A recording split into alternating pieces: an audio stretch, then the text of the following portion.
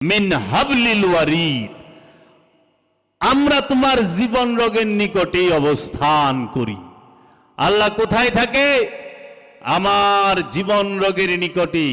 সেই আল্লাহরে খোঁজার জন্য আমরা কোথায় যাই? ৬,০০০ মাইল দূরে, ৭,০০০ মাইল দূরে, ২,০০০ মাইল দূরে, কিন্তু জীবনে চোখ বন্ধ করে নিজের ভিতরে ডুব দিলাম না।